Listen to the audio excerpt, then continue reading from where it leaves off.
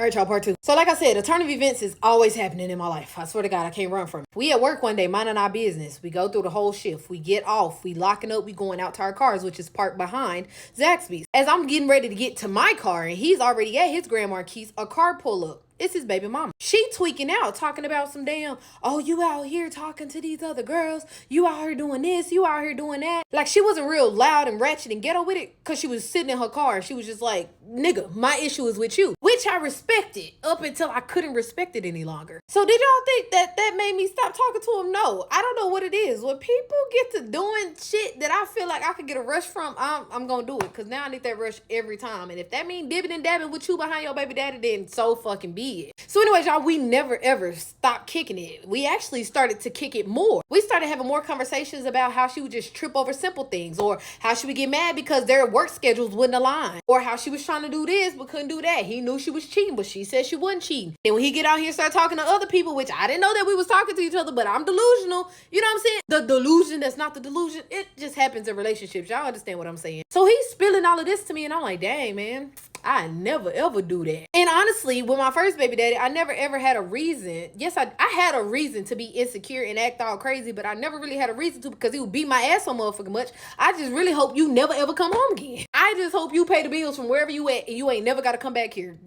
I don't care what you're doing. Somebody else got your attention off of me. But anyways, back to the story. So he venting to me about they situations and things of the sort, and I'm sitting here trying to insert myself into the situation. At this point, if she can't love you right, baby, let me do it. And it was never because I just knew a person, knew their personality, where they was going in life, if they had a savings account, if they had any goals or aspirations for the future. It was because your face looked cute to me, and I feel like we would be cute standing next to each other. But the killing point was, y'all, I was never, let me get a picture real quick. I was never really cute. Like, I used to have all this bullshit on my face, the thick ass eyebrows, thinking I was popping my shit. And before I got my teeth done, let's not even talk about that. So you telling me about what you're going through and I'm offering myself as a sacrifice, then we could really make this thing work. But even me just hinting at it, I didn't think he was really going to kind of grasp onto the concept while still holding on to the lingering of his baby mama. So y'all, our relationship just pretty much grew. We had our ups and downs. I had my moments where I was questioning where he was and who he was with, why he was coming home late, this, that, and the third. When you come home, you had a jar full of Reggie talking about, can you help me and can you roll up some this, that, and the third? Like, I always had my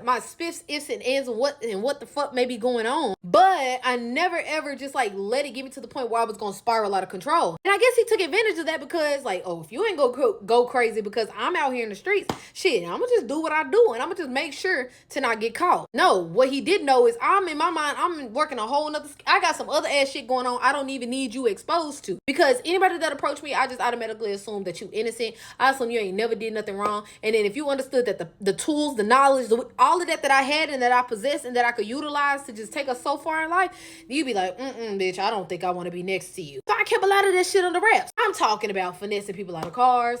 I'm talking about going and robbing people for $4,500.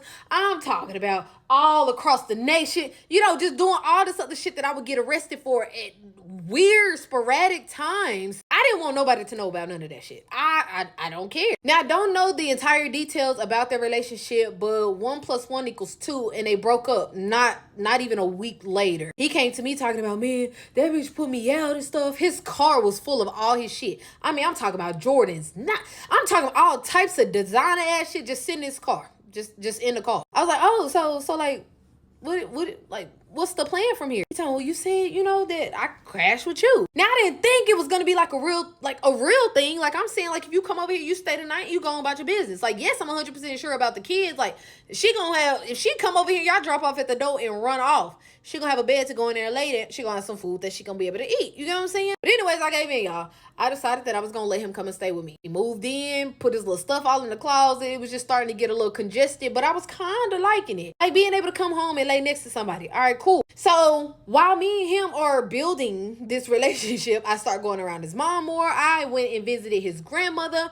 I'm meeting all types of people in the hood. Like, you introducing me to gang members or slang members or whatever these people are. You telling me all types of lingo, this, that, and the third. It's just a lot, right? Up until one day, y'all. We at his mama house. We chilling. We minding our business. It's getting real late in the night. His mom said, that they had to go to work or they had something to do the previous, I don't freaking know. But it was me and him, and I want to say one of his kids. It could have been both of his kids. I don't freaking know. But we walking down to the car. His car's parked on the street because she lives up a hill in this big old nice beautiful house. As I'm getting in the car, I'm putting the baby bag in the car. A car pull up behind us. See y'all in the next